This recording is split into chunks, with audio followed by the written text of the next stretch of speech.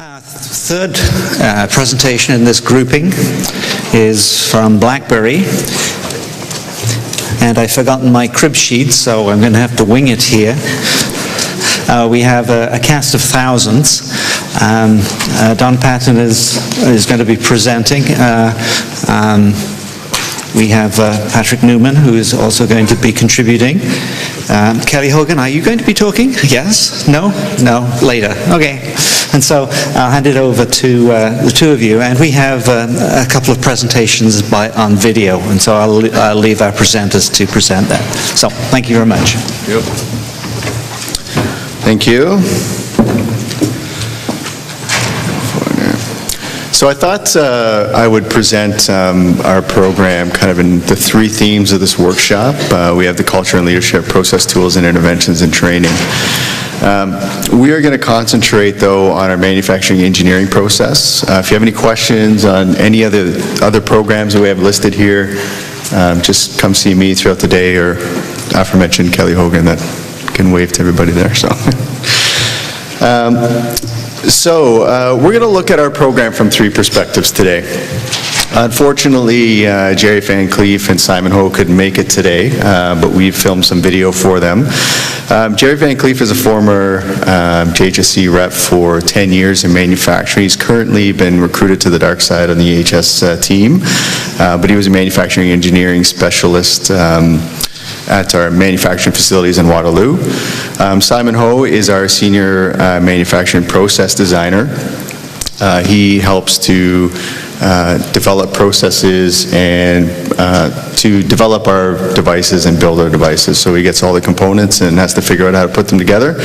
And of course we have Patrick Newman from Ryerson University, who's going to talk about how he helped us with our program. So I just want to set it up for you though. Like, you think of BlackBerry as a big company. We have some awesome phones that everybody's using, right, obviously. But you know, we had our own problems when we started growing. We had rapid growth throughout the 2000s. I mean, we were hiring, you know, hundreds of people a week. We were building devices on our desk. So it was really something to behold as we were going throughout building our devices.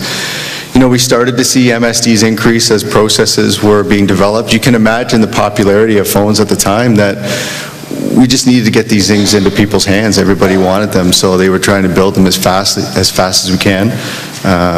You know, we had quality and that sort of thing, but you know, we're just trying to get these out the door. We started to capture these things. EHS started to capture the issues that we were having. MSDs obviously increased as people were building these devices.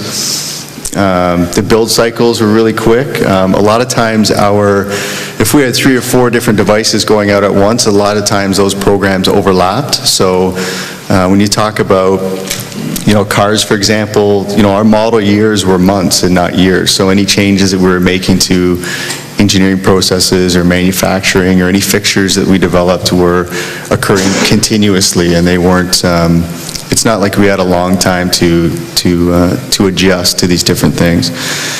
Any of the fixtures, a fixture is kind of like a block of machinery, you know, maybe this big or whatever, and we use that to insert batteries or put the boards on our devices or the screens on our devices, and those were not generic in the beginning. They would be designed and developed just for a particular process, for a particular kind of device. So a lot of times we were evaluating processes with different things. So inserting a battery on a device might be different from device to device, multiplied by the number of devices that we had going at any one time. So we had our own challenges. You know, we had to mitigate costs like anybody. You know, these things aren't cheap. You know, $20,000 or something for a fixture is the norm, multiplied by however many you need, multiplied by the number of lines you had. So you can see how expensive it would get, particularly with rapid changeover for devices. So, and we had a decreased cycle time, which has had its own challenges. You wanted to build things faster. Obviously, the demand was there, but naturally, people started to get fatigued. People started to burn out, and we started to see a lot of injuries. We identified some human factors issues as well. we had, lights in our fixtures that would indicate, whether a process has started or stopped, and those lights couldn't be seen by the operator based on how that fixture was placed on the workbench. To start or stop a process, they couldn't even see those lights. So we really had a lot of things that were challenging sort of early on. So I have a video of Jerry. Jerry's been around for 17 years, so tracing back to even before, or right around the time sort of the BlackBerry became popular. So he had a lot of experience in sort of going through these processes. So he's going to talk to that. So let's see if I can get my up here.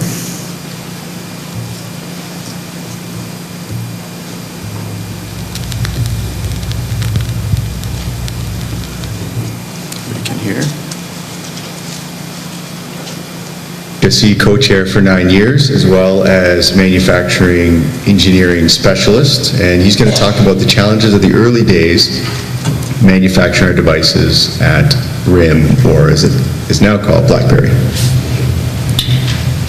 So in the early part of 2000, that's when we started to expand, like logarithmically almost, where we built a new plant in Waterloo, and we went from 2 lines of production to ultimately 7 lines of production.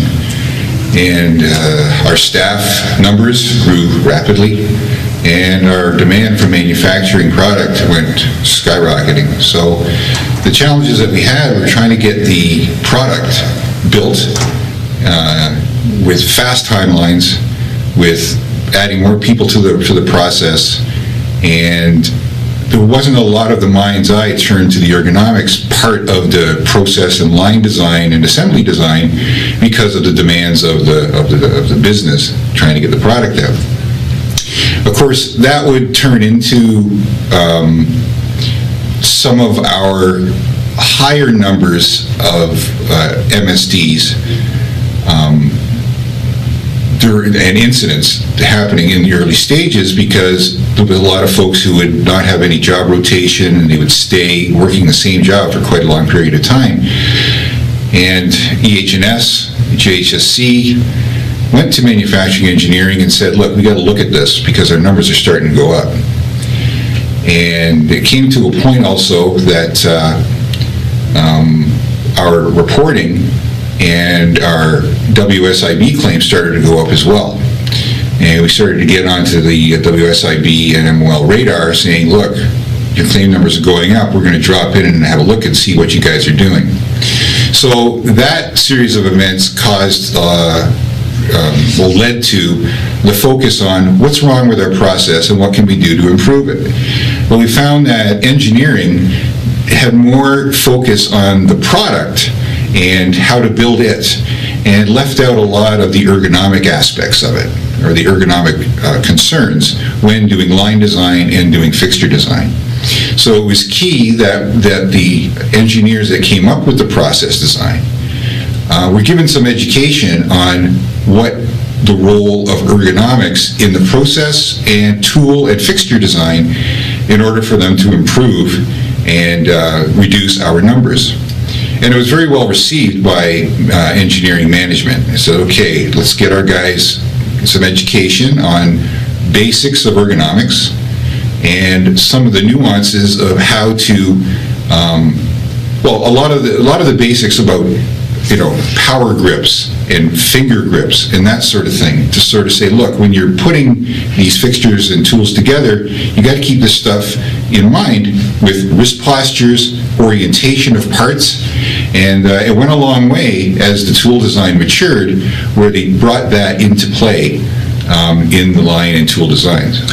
So what were some of the outcomes that you experienced in your involvement in the JHSC and engineering? What kind of outcomes did you see when these types of things were implemented?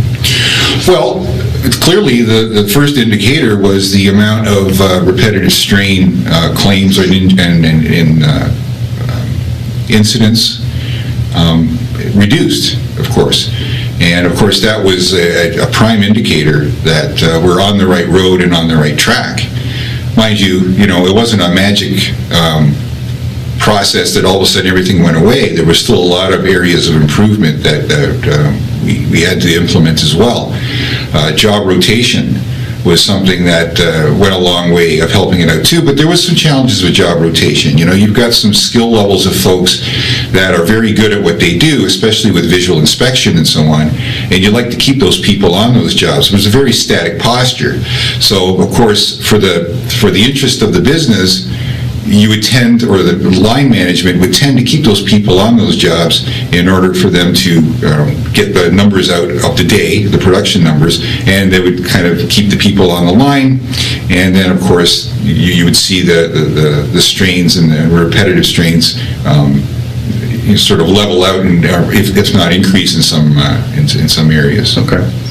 Can you just talk a little bit about the establishment of the ergonomics change team, some of what we called our sort of utopian or ideal workstation cell design? That's right. With our change of the VP at one time, coming from Toyota, he was very well versed in the Toyota production system, and a lot of the different continuous improvement initiatives he brought to BlackBerry, Kaizen and Gemba, to go out and see with a full group of different business groups to look at the actual process real time and discuss what improvements can be made.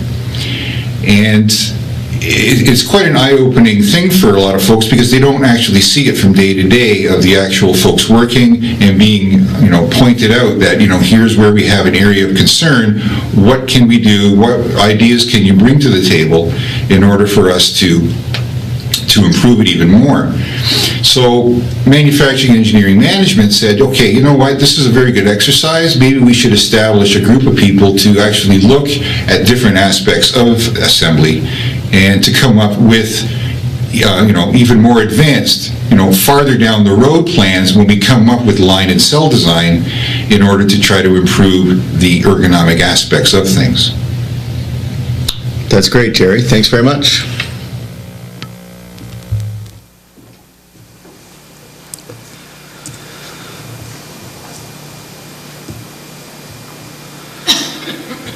Okay, so now we're going to hear from Simon, who is part of our engineering department.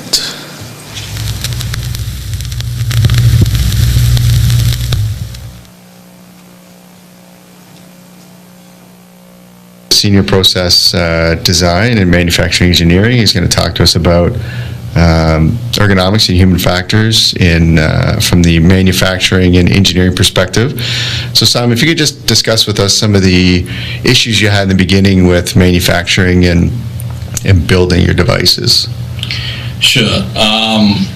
The initial process that we have, which has been developed from years ago as BlackBerry progressed, was that we find that we need a lot of fixtures turn around very fast for multiple programs and mass produced in a large volume. Even until today, it has always been the same.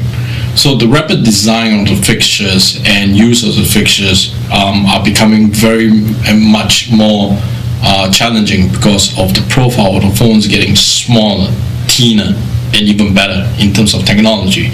So what we want to do is try to make the fixtures faster, more reliable, and at the same time have a high turnaround in cycle time, as well as its design, to be able to reuse and so as to reduce waste.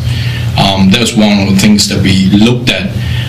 Additional that we want to do was, as far as we can, we would like to use the fixtures in such a way that it is being designed to be standardized and to be able to use the fixtures in multiple programs, that hence by reducing the waste.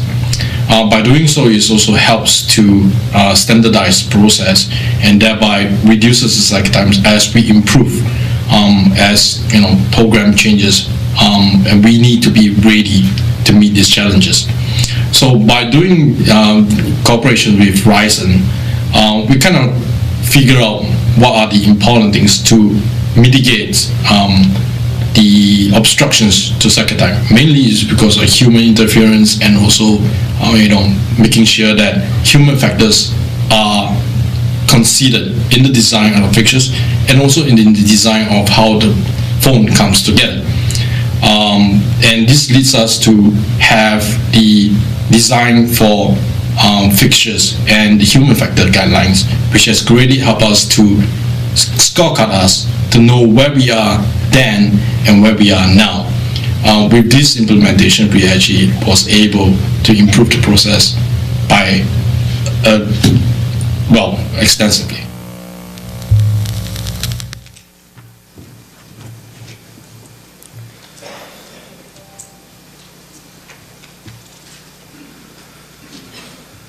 Okay, so you can see that we have sort of two perspectives, but it looks like they've sort of come together. There's kind of some common ground there, that they're recognizing that from an injury perspective, people are fatiguing, people are getting injured, MSDs are going up, sort of from JHSE and EHS perspective.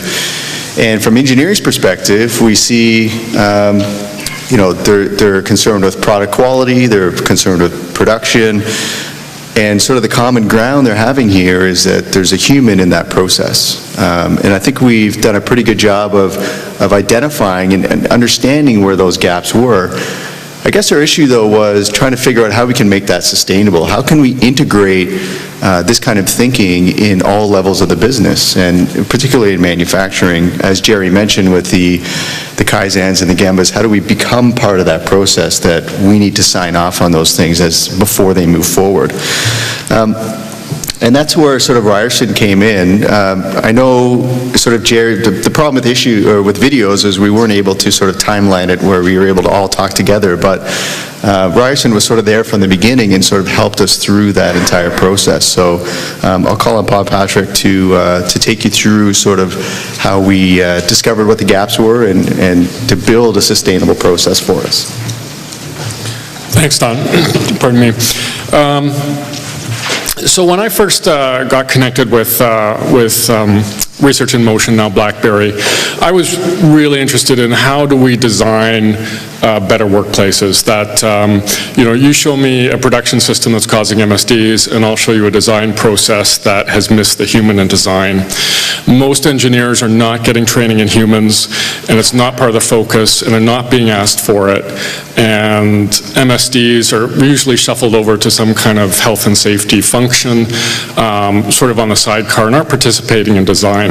So what I was interested in was a kind of a participatory macroergonomics process. How can we help the engineering teams design production in a good way for good quality, good productivity, and reduce risk of injury? So I sold this in part as an HF 2020 project, that human factors should be delivering 20% improvement to health outcomes and 20% improvement to performance outcomes. And we always tried to keep these two domains in mind.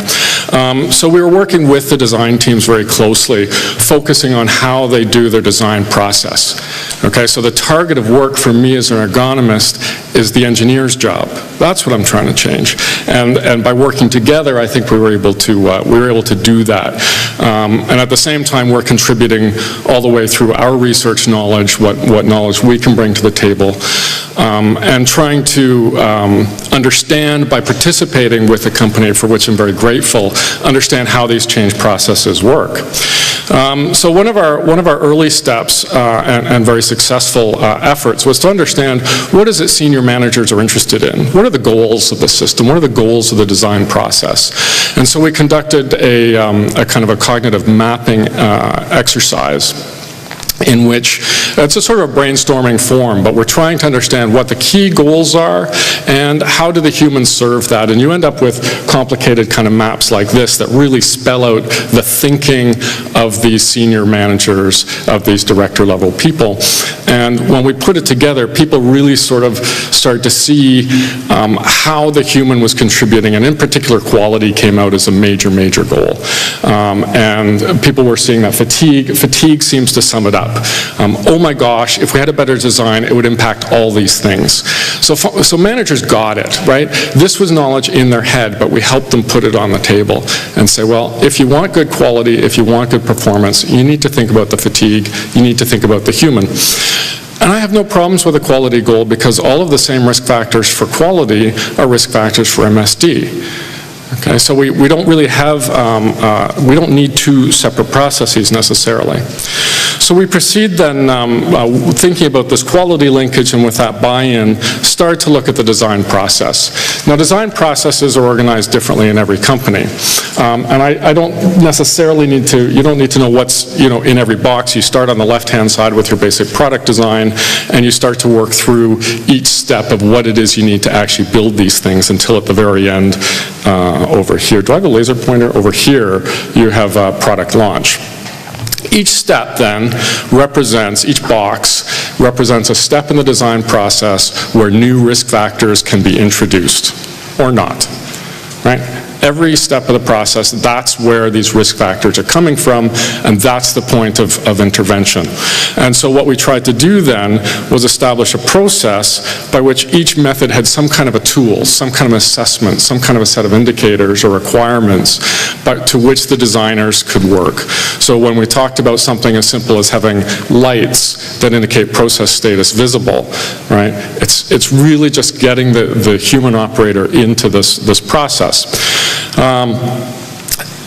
I'll point out also we had a feedback, we were aiming for a feedback loop here so that with each generation of design, lessons are learned, and those lessons then get embedded into the next generation of the production system design. So we worked very closely with the teams and in a participative fashion to try to develop a human factors FMEA, a human factors design for assembly tool, right? The mentioned design for fixture guidelines, workstation layout tools, even to when you have a process running and you're trying to optimize your process, that part of your Kaizen blitzes would include a human factors Kaizen approach, which would start to approach what people here would call participatory ergonomics. So we systematically worked with the teams and each of the groups that were in these boxes to try to get a tool that worked for them. None of the tools were perfect. All of the tools had some good things going for them. And I think creating your own tool, creating a customized tool is something that you're probably going to need to think about in these scenarios. So this is a little bit what the engineers that you saw in the video were talking about. And I think this is really what's given the company the ability to manage their own design process, the ability to design for the human in the system. Our next step that we're working on right now is what we're calling a human factors integration tool. This is an organizational level assessment. So we're trying to help BlackBerry assess its various organizational functions more broadly than just in production. And this is fictitious data here because the tool is not fully operational yet. But the idea is that beyond just the safety, can I make this appear? Beyond just this safety function, right? All of the other functions in the organization have some impact on human factors. And that it's not just a question of running around on the shop floor trying to fix problems, but really trying to be proactive in the sense that every business process thinks about the human that has to execute the work. And that in doing that, you're able to have a more effective system, but also to minimize risks and hazards in the system as you go. So this is moving forwards where we're trying to give the company the ability to say, how good are we in our various departments? How good are we in our various processes at thinking about the human in the system and making sure that risk is minimized? And so this is, I think, where we're going with the process now to try to lock this in. That's my 3 minutes, I think. Thank you. I know I didn't give you enough time, but so I'll just spend 2 seconds on some of our outcomes. Obviously, we've seen a big reduction in MSDs. A lot of our changes are sustainable to next build. So fixtures are designed now where just some of the internal components need to be changed out, and the whole fixture doesn't need to be changed out. So a lot of the lessons learned from previous builds are incorporated into our designs. We designed solutions for problematic job tasks. We established an ergonomics change team, which we don't have anymore, and that's because we had a large-scale manufacturing in Waterloo, and now we just do some test design and manufacturing in Waterloo right now. So we've sort of downgraded our manufacturing. but we sort of have an informal ergonomics team. Really, I get invited to meetings all the time about fixture designs and workstation designs and cell layouts and workers on the floor. It's really ingrained in our process now. So when you think of sort of a formal ergonomics team, essentially we have that in place, just not as official as sort of as it's been presented before. We have an idea around a utopian workstation or cell design, which means we've tried to design a workstation that is perfect based on current technology, but when you do that for every cell or every workstation, you sort of get an unbalanced line. But that's sort of something that we like to aim for. So if we say under these conditions, this is the perfect it can get, but once you start adding things to that workstation, namely the human, machinery, that sort of thing, you start to see efficiencies start to drop. But we say, if 80% is the best we can get, then that's certainly a huge reduction in fatigue and discomfort.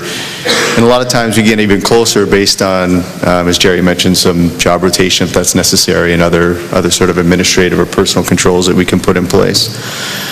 As Simon said, we had scorecards, we had engineering guidelines, we have workstation guidelines. And sort of what we are doing now is, as Simon mentioned, it's really difficult for the engineering group has really understood that it's very difficult for them to reach their goals without implementing ergonomics into the design, because they've gotten to the point where they're understanding that it's one thing to build a device, to put a BlackBerry together, and they can do that in CAD when they're designing that process. But once you put the human in there, particularly one that's going to be different sizes and different shapes and has different tolerances for injury and fatigue and that sort of thing, that's really cutting into their cycle time. So they're starting to, or have been, including ergonomics into all their designs going forward. So I think one of the things we've sort of learned is finding sort of where our key entry points are. I think having, the one person that came from Toyota that started to do all these Gembas and these Kaizens that we were starting to become a part of, it's latching on to those different processes to get yourself integrated into the company as a whole. We're starting to, I'm involved in designing our devices, of showing the physical uses, ergonomics in our devices. We're doing some consulting with sales and marketing, not just on, lifting boxes of pamphlets and stuff out of their car, but also how they sell the ergonomics of our devices. So we're looking beyond sort of just the MSD part and how our company operates and where ergonomics can fit in, to help the company obviously to sell more devices to you, but also to make the experience better for people, both in usage and manufacturing and those sorts of things. Some of the things that we're looking at doing, we're going to be putting, or right now we do have NFC stickers on machines. If you're familiar with the tapping of your card on, Tim Hortons or something like that, it's sort of near-field communication. We have that for equipment commissioning, so people tap their phone on a machine and up pops information about the machine and safety and that sort of thing. So we're looking at that for ergonomics. Considerations in design for manufacturing. So sometimes people design things and say, okay, go ahead and build it, and now that's where some of the issues come up, where it becomes difficult for people to build things. So we're working with the industrial designers to have some considerations as to when they're building these devices that they do in such a way that it's easy enough or easier to manufacture. We're sort of looking at quality and productivity as our driver for our program now. As Patrick mentioned, the outcome from that will be reduced MSDs,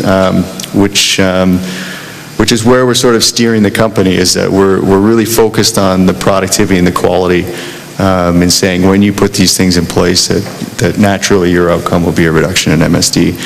And one of our next steps is human factors integration tool, as Patrick mentioned. We're looking at knowledge workers. So we have a lot of software people, much like office workers like you guys. And how do we design our spaces to ensure people are reducing MSDs? Do we rely on them to use their mouse properly all the time, to get up and move around their office? We get lots of requests for sit-stand workstations.